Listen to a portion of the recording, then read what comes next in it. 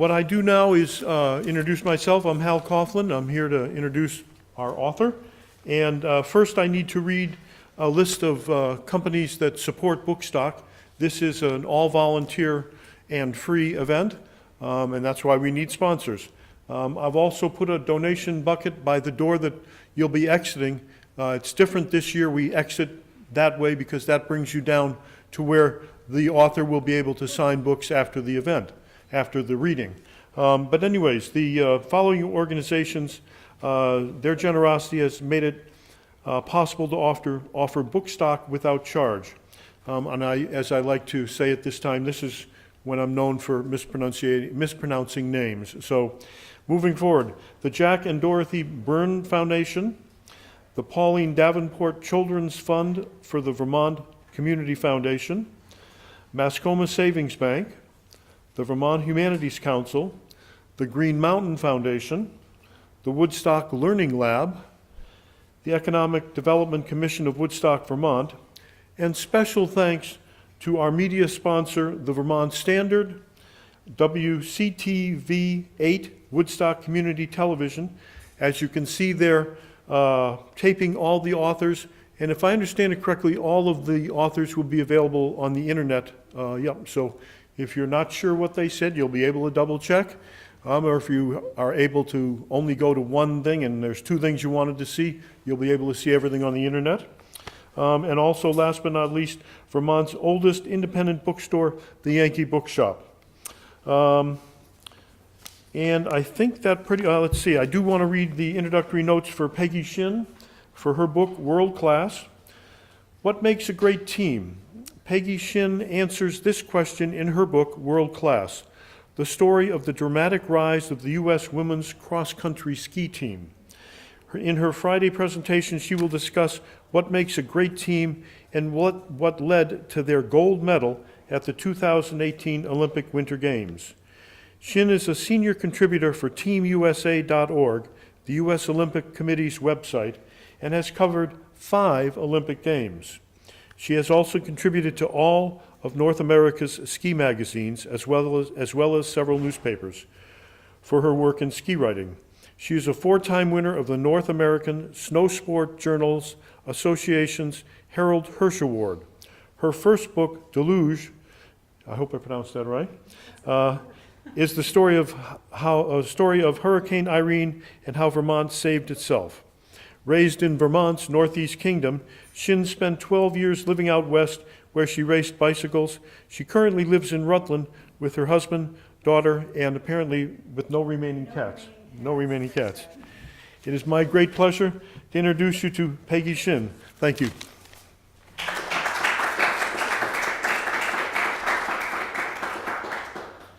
Start out with water here. The humidity is doing me no favors. Do I need to turn this thing on? Okay. So hi, thank you. I'm Peggy. Thank you for coming. I wrote this book, World Class, and it's a story about teamwork and how a well-functioning team can lift the performance of every individual, not just the team itself.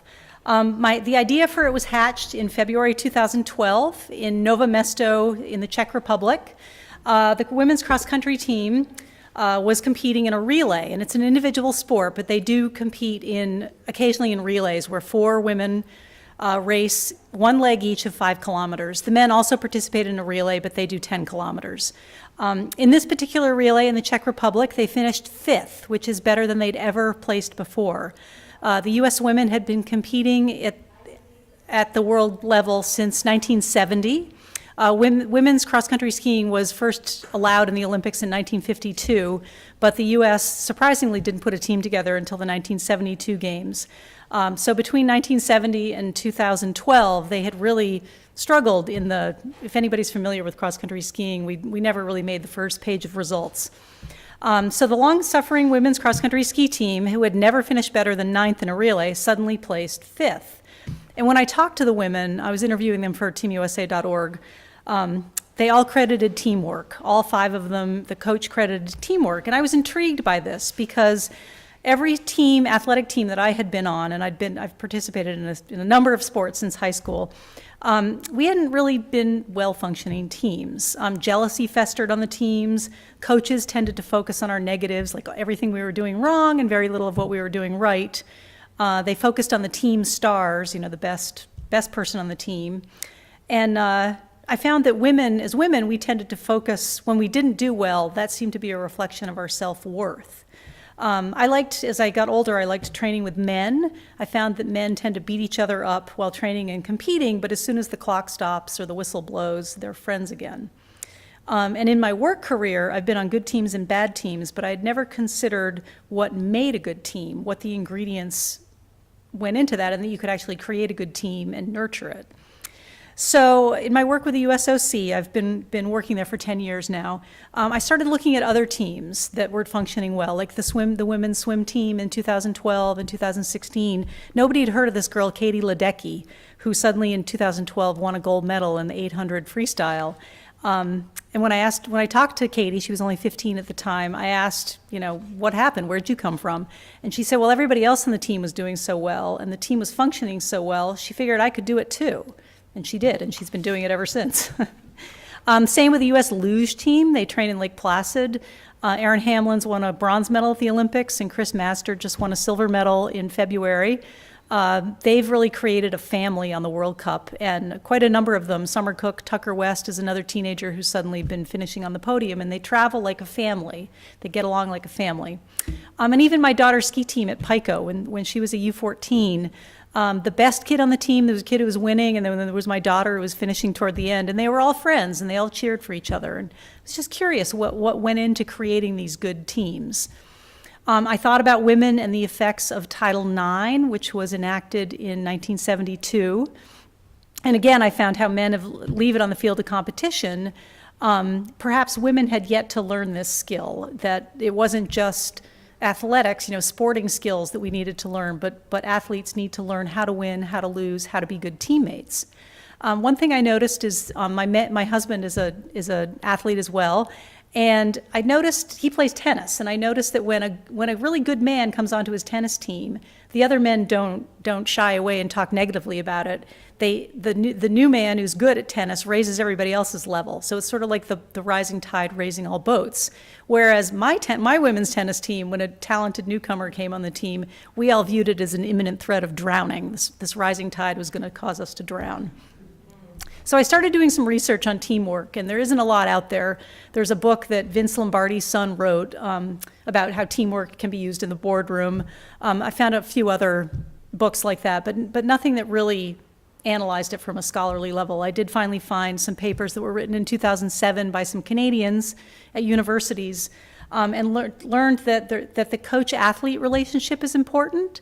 And when a coach connects with every member on the team, it can create a sense of togetherness where everybody feels valued. Then you need a transformational team leader. I don't know why they use the word transformational, but this leader needs to be humble, modest, an enthusiastic team leader who doesn't separate herself from the team but stays as a part of it, even though he or she's level could be, could put her in another category.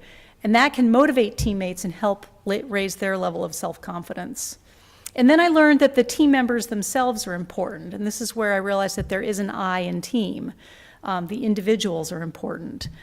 Teams of agreeable, conscientious people who are energizers and not energy sappers can motivate a team. And I like to talk about energizers and energy sappers just in social situations. You can be in a party and there can be somebody who really kind of sucks the energy out of the room, or you could also be at the same party where there's somebody who puts a lot of energy into the room and everybody wants to talk to that person. Energy sappers can kind of kill a team through their negativity, while energizers can really lift everybody up. And if the energy sapper can't be redirected, it can really destabilize a team. In 2016, I read a New York Times Magazine article about Google and how Google had done a study where it was called The Perfect Team, what made the perfect team at Google. And they hired a woman who just got a PhD in psychology from Yale to create this research team. And basically the conclusion was, when team members get to know each other, when they care about each other as humans, when they learn who their family members are, what's important to them, what isn't important to them, what upsets them, what makes them happy, that can create a well-functioning team. They just need to get to know each other as humans, not as the IT guy, the human resources person. They need to know each other as fully rounded human beings. So I witnessed these traits on the U.S. women's cross-country team. They have a team leader named Keegan Randall and soon-to-be Jessie Diggins. Those were the two women who won the gold medal in Pyeongchang this past February. Keegan is a talented athlete who grew up in Alaska and Anchorage doing team sports. She wanted to be an alpine skier, and even her alpine coach encouraged them to work as a team. In high school, when she was younger, she went to a soccer tournament in California, and her dad gave her postcards of Alaska. And I said, I want you to give these to people you meet at the soccer tournament, and maybe you can get some pen pals. And by doing that, Keegan started making a lot of friends, not just on her team, but on other teams. Then in high school, she switched to cross-country skiing. Her aunt and uncle had been Olympians in 1976 and 1980, so she had the talent. And she, on her cross-country team in Anchorage at East Anchorage High School, it wasn't like around here where there are 10 kids. There were 120 kids on the Nordic team, and she really liked being on this big team. And she learned to be a team player, and they'd have team dinners, they'd make headbands, they'd make, sports bras in their team colors, they'd braid their hair with team colors. Keegan even got braces with brackets in the Anchorage team colors. When she made it to the U.S. ski team in 2002, she had very few teammates, and she found it very lonely. And she watched the Canadians, and the Canadians won Olympic medals in 2002 and 2006. And she was kind of jealous of that, and she even considered joining the Canadian team. Her fiancé was Canadian, and she thought, hey, if we got married, I could become a Canadian. But she ended up sticking around, and in 2011, the U.S. cross-country team started a women's team, and from 2011 until 2018, she really thrived as the team leader, and she helped bring everybody else up. She trained with a team. I think we've seen in some other sports where the woman or man who's best on the team goes off and trains with their own coaches in their own program, leaving everybody else to kind of go, hey, what about us? Keegan really stayed with her teammates and brought up people like Vermonters Sophie Caldwell, Ida Sargent, Liz Steven, and once they could realize they could train with Keegan and keep up with her, they're like, hey, if I can keep up with Keegan in training and I can beat her sometimes, then if she's beating the best in the world, then I can beat the best in the world. And they got into competition, and they realized they too could stay right up there, and it really created a lot of belief. They also have a wonderful coach named Matt Whitcomb. Matt connects with his athletes. He gets to know each other, get them all personally. He's always checking in with them. He's a great communicator. He addresses their insecurities. He keeps jealousy from festering. And he has a unique story. He grew up in Western Massachusetts and became involved in the Bill Koch League in Western Mass that was started by a friend of the family named Ed Hamill. And Ed decided to create more than just a cross-country ski program. He wanted to create a adventure program where the kids, they didn't really train, but they got together year-round, and they did things like run the length of the Holyoke Range. And when they came to the Connecticut River, they had to figure out how to cross the Connecticut River without using a bridge.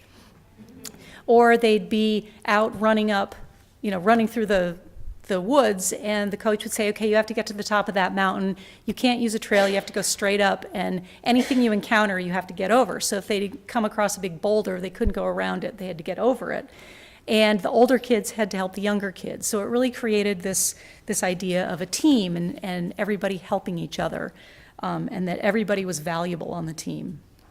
He brought that sense of adventure to Burke Mountain Academy when he became a ski coach, and he created a lot of fun adventures up there. They have a run they call Circumburke, where they run about 26 miles around Burke Mountain. And if anybody's ever been up to the Northeast Kingdom, there's a lot of bogs. And I've mountain biked around it, and you end up in axle-deep mud, and it becomes part of the fun. Two of Matt's Burke skiers ended up continuing with the U.S. team, and they were part of this whole great team that came together. If you ever meet Matt, he treats you like his best friend, even though he's just met you, and he talks to you as if you're the only person in the world. Then there are the team members themselves. There's Jessie Diggins, Sadie Bjornson. Jessie's from Minnesota, Sadie's from Alaska.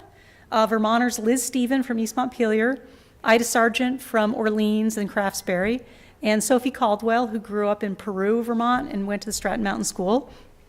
Dartmouth graduate Rosie Brennan, and Holly Brooks, who is from Washington State, and her story is truly the Olympic dream. She was a mediocre college racer, Division III, and made the 2010 Olympic team as a 27-year-old, and I told her story in here. All these women are energizers. Not one of them is an energy sapper. They bring the best of themselves to the team. And as Matt likes to say, you don't have to be best friends, but you have to be best teammates. And I think that's a good saying to remember whenever we're working in groups. You don't have to like everybody that you're working with, but you need to like them as a part of the team. So I told their story in World Class. I was also, in researching the book, I also became fascinated by the history of the women's team through the 1970s, 80s, and 90s, and it helped explain some of my frustrations as an athlete during that time. And I think it's a subset of women's endurance sports in general and what women athletes have faced over the years. We faced a lot of chauvinism, coaches who mostly were male and didn't realize that women needed to be coached differently. We had to wear men's clothing. There wasn't, back in the 70s, 80s, and 90s, there wasn't a lot of athletic clothing that was made for women, so we'd just fit ourselves into whatever the men were wearing. And we were expected to act like men without being taught how to act like men. So it was sort of enlightening for me to research this and forgive myself for some of those frustrations I had. As I said before, I thought Title IX opened up a lot of opportunities for women to become athletes, but I think it took women decades to learn how to really become athletes. So I was going to read a little bit from the book, and then I can take questions. I'm going to read from a chapter called Teamwork, and my husband always tells me that he goes to sleep when authors read during reading, so I'm only going to read a couple pages. No, he's not here. So relays have a certain power about them. With 4 skiers required to compete in a 4x5 kilometer race, they require depth and consistency for a team to do well. One strong skier does not make a medal-winning relay. It takes 4, each having a good or great day, able to hang with the leaders for 5 kilometers or about 13 minutes. The American women had yet to finish higher than 9th at a World Cup, a World Championship, or an Olympic relay. And I was corrected. It actually is 7th, and I corrected that in the 2nd edition.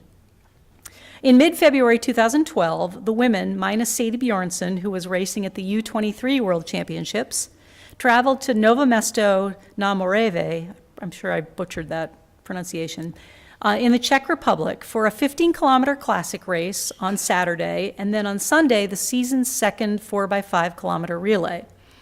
Keegan had been waiting all season to do another relay. She, Ida, Liz, Stephen, and Holly had finished 9th in the season's other relay in Zjužin, I think that's in Sweden, in November. But Keegan arrived in the Czech Republic with a bad cold and decided to sit out the race. And the 15-kilometer race ended up being a cold, miserable race where everybody had done poorly and nobody had high hopes for the relay. In the 15-kilometer race, Jessie had been the highest finisher in 33rd, almost 4 minutes behind winner Marit Bjørgen from Norway. It was one of her worst finishes all season. Liz and Ida came across the line in 42nd and 43rd, over 4.5 minutes off the winning pace. And Holly didn't finish. She had been sick and was feeling very flat and was about to head home to Alaska to recuperate. They would all compete in the relay the next day, but it probably would not be pretty. Everyone was pretty tired, and we knew that without Keegan, our chances of being near the podium were much tougher, said Jessie. The next morning, Holly, Ida, Liz, and Jessie cranked up the music. Jessie pulled out face paint and adorned her teammates' faces with the letters USA and glitter. And then Keegan and Liz passed out the striped Pippi Longstocking socks that Keegan had bought at a German convenience store earlier in the season. They pulled those over their legs to put a little USA spirit into their costume, into their race outfits. As they approached the starting line, their more staid opponents looked at them as if they'd jumped out of a clown car. Holly led off the relay on the first classic leg. Norway 1 and 2, Norway had 2 teams, skied together off the front, tagging their teammates with within 2/10 of a second of each other. Russia 1 was 13 seconds back, and Russia 2 was leading a pack of 6 skiers, another 16 seconds behind. In that pack was Holly, who managed to pull herself up both mentally and physically for the relay. She tagged Ida, who pulled ahead of 3 teams on her 5-kilometer classic leg. She pulled ahead of France, Russia 2, and Kazakhstan. Sweden's Ingemars's daughter was the only Sweden's Ida Ingemars's daughter was the only skier to pass Ida, but the American was able to stay within a half a second of her when she tagged Liz. Germany was close behind. With 2 freestyle legs left in the relay, Liz took off with Anna Haag from Sweden and Nicole Fessel from Germany. Haag was on the Swedish relay team that won a silver medal the previous year at the 2011 World Championships, and Fessel had earned a silver medal from a World Cup relay 2 years earlier. Liz stayed near both of them, tagging Jessie over 1 second behind Haag and about a half a second behind Fessel. Norway 1 was firmly in the lead, and Norway 2, over 30 seconds behind, was working hard to hold off Finland. Jessie flew out of the stadium, her unbounded energy focused on one task, hunting down the 2 ahead of her. She quickly passed and dropped the German skier, but ahead, Swedish Olympic gold medalist Charlotte Kalla was a tough target. She was trying to chase Finland and Norway 2 ahead, and Jessie stayed with her. Coming into the stadium at the halfway point in her lap, Jessie pulled ahead. "I'm sure I was in a lot of pain," Jessie told FasterSkier.com, "but I was so excited at the chance to race neck and neck with an Olympic gold medalist that I didn't feel a thing." While Norway 2 easily claimed yet another relay win, Finland and Norway 2 duked it out for the last 2 podium spots, with both women crossing in a photo finish. 22 seconds behind them, Jessie and Charlotte Kalla were setting up for another photo finish. The Swede got her skis across the finish line first, giving her team 4th place, but the American women were ecstatic to finish 5th. Perhaps even more astounding, Jessie had skied the fastest anchor leg, even faster than Kalla and Norwegian legend Marit Bjørgen, who's won more Olympic medals than anyone, even the men. She did that this past Olympics. As Jessie collapsed on the snow, Holly, Ida, and Liz ran over and hugged her. They were so exuberant that some of the Norwegian women took pictures of the celebration. "It was without Kiken, which blew our minds and everyone's minds," said Holly. "That was really a defining moment. We were 5th and we were celebrating like we won." Matt credited Kiken with a relay breakthrough, even though she had not skied a leg.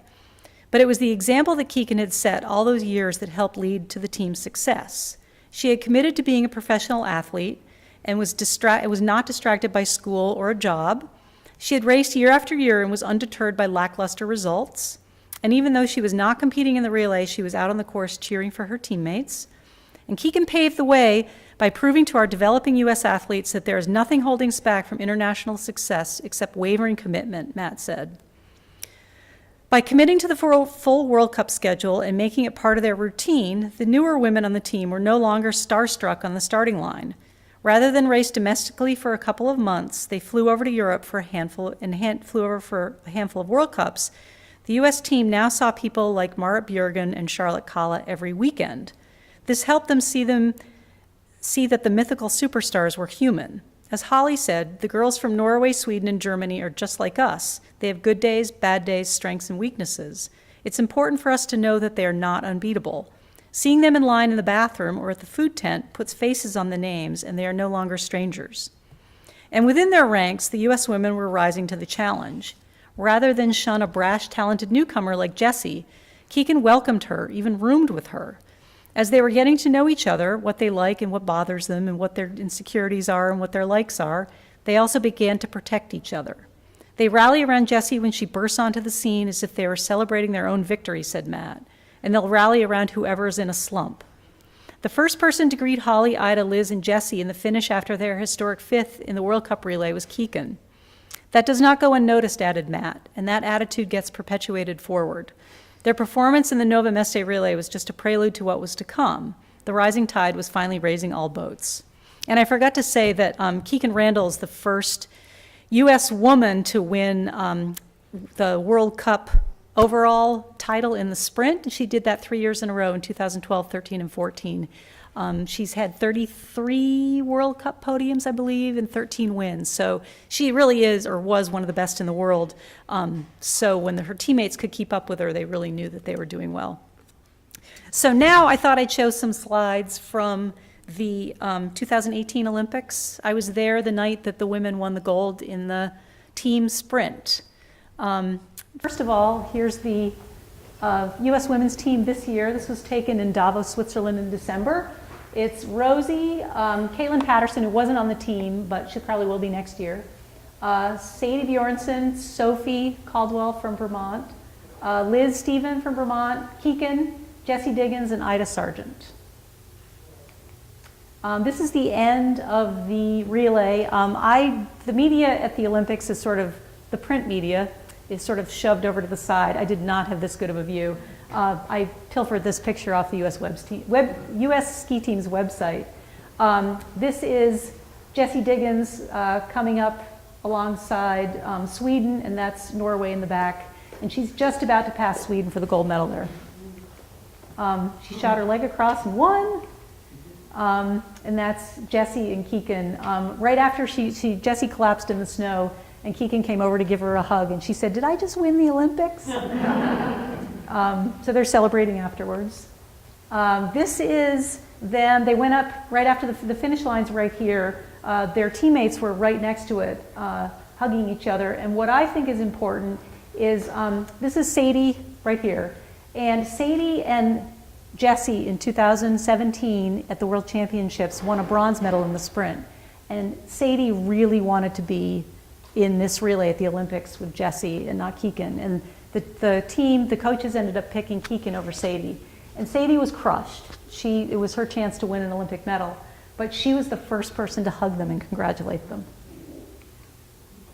This is Matt Whitcomb and Sophie. And Matt has always said that a gold medal didn't matter to him, but I think it did.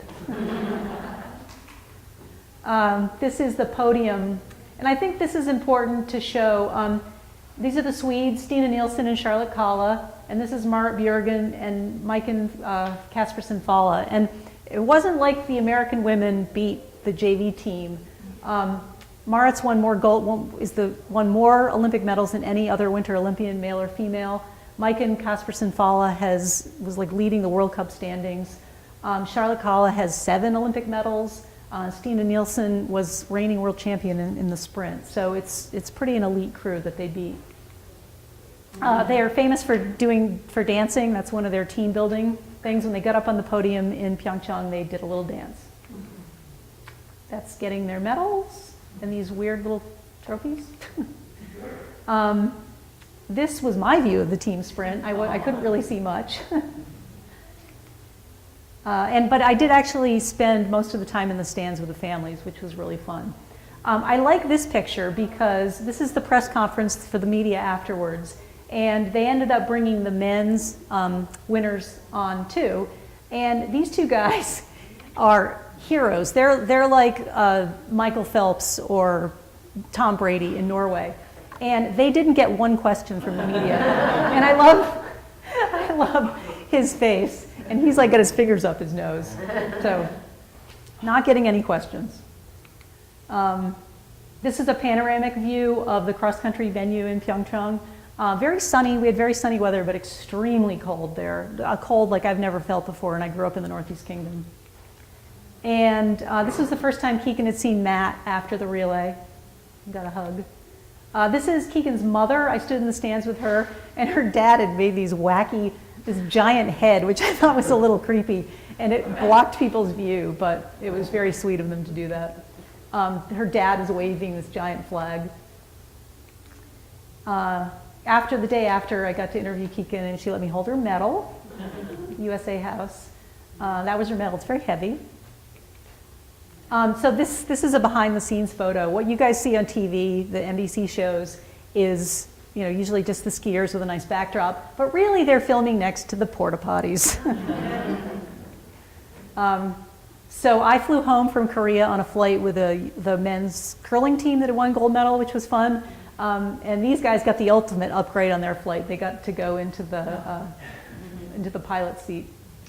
Tom Kelly, he's the vice president, or was the vice president of communications of the U.S. ski team. And apparently he lost a bet to Keegan. He said if they won a gold medal, he would dye his beard pink, because Keegan always has some pink in her hair. The joke is he can shave it off. And this is, they gave, you guys probably saw, they got those little dolls on the podium. It was a sarong doll. It was the mascot for Pyeongchang, and Keegan was going to give it to her son, Breck, who's now 2. And I like this picture. It was at USA House the 2 days after they won the medal, and I was just having dinner with a friend, and the cross-country skiers started kind of sitting around me, and all of a sudden I realized that we had 8 Vermonters at one table. That was Emily Dreisegacker, she's a biathlete, Susan Dunkley, biathlete, Sophie Ida, Andy Newell from Shaftesbury, trains at Stratton Mountain School, Liz Reese Brown from Woodstock, he was the Nordic team press officer, and me. Just some funny, weird sculptures they had, but you can see how brown it was. We didn't have much, the area doesn't have much snow. This was the athlete village, a lot of flags. More of the athlete village. In the Olympics, they sort of separate us out. The media they try to keep the media separated. We're like the weird cousin that nobody wants at the wedding, so they put us way off. The athletes have their own village. So when they talk about the Olympic village, they're talking about the athlete village, which nobody is allowed into except media gets 1 day to go in and take pictures. This was up in the mountains. This is the Canadian team arriving. This was the dining hall. It was like a volleyball stadium they turned into a dining hall. So at the Olympics, teams tend to hang their flags outside their dorms or their housing, except the U.S. isn't allowed to do that for terrorism reasons. So I joke that you can tell where the U.S. is staying because it's the only building with no flags. The people were wondering what the rooms were like. My room was a lot like what the athletes got, except they got a fancier quilt. It was very austere. I sort of dubbed it bankrupt IKEA. It was the most uncomfortable bed I've ever slept in. And we had this kind of weird kitchen, but all the cupboards were covered with plastic. This was the media village, so it sort of looks similar to the athlete village. And I think they're turning it into apartments that they're going to sell to Koreans, but my apartment was about the size of from the podium to the wall, and they have a different sense of space than we have. This was just another Vermonters in Pyeongchang. Adam Howard, he writes for Cross Country Skier magazine, or he owns Cross Country Skier magazine. Reese, me, and Doug Lewis, who does commentary for NBC. Standing next to the sarong doll handing out candy. And, oh, this is my flight home. We flew right over the venue, the mountain venue. So you could sort of see how brown it was and where they'd blown snow for the Alpine. So that's it. I have 10 minutes to take, does anybody have questions? Yes? Could you comment at all on the financial support that this team would get? I saw a little bit of branding, LL Bean being one of them. And is it sufficient is it sufficient for them? Just from a personal standpoint of being able to survive as humans? So the support for the A team, they divide it into the A team and the B team, and they have certain criteria you have to meet. If you're on the A team, they'll cover all of your travel, coaching costs. The skiers also get individual sponsors, like LL Bean provides them some financial support. A lot of the skiers, Keegan has taught them how to run themselves as a business, to write grant proposals, to write sponsorship proposals. A lot of them have been successful. Jesse Diggins is sponsored by Slumberland Furniture, which is a big company that her parents worked for in Minneapolis. So they've been successful in raising their own financial support. They're by no means, I don't think they save a dime. I think everything that they make is used for their living expenses and coaching expenses.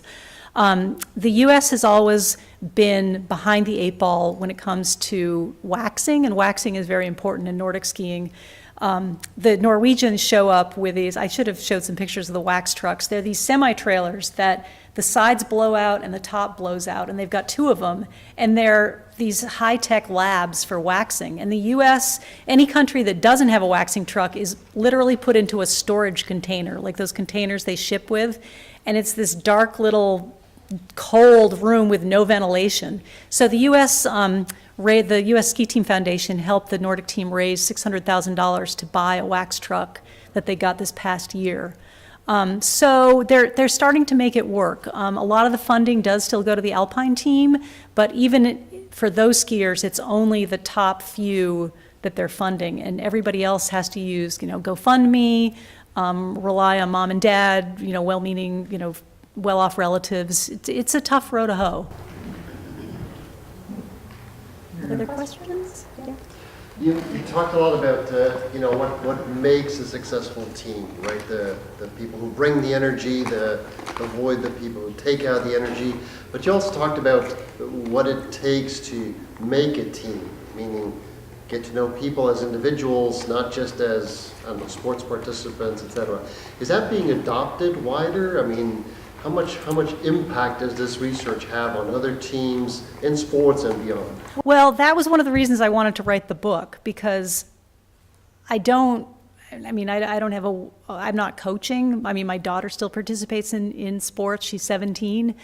I don't think it's being widely adopted, and I'd like to get the message out there that we can really, there are easy ways to help make a team better. I think some coaches are adopting it, but I wish it was a message that would get out there more. So spread the word. Other questions? I'm under my time, but okay. Oh, one more.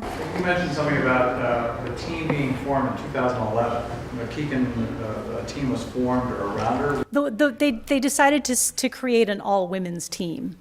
And until that, it was just a men's and women's team combined. Combined, right.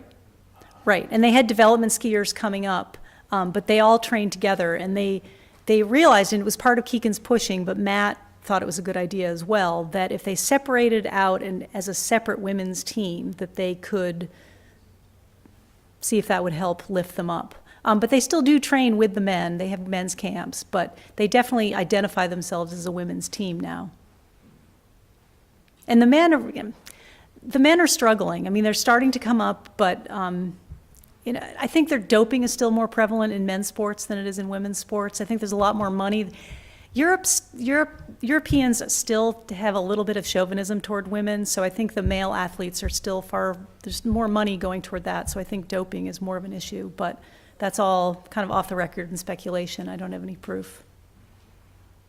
And in the men's and alpine, it seems like the college circuit is becoming the development team for the U.S. team. Is that the same with women? Is it the same with Nordic, or is that different? Well, Nordic has always been I think the Nordic team, because endurance athletes develop, you can be in your early to mid 30s and still be thriving as an endurance athlete.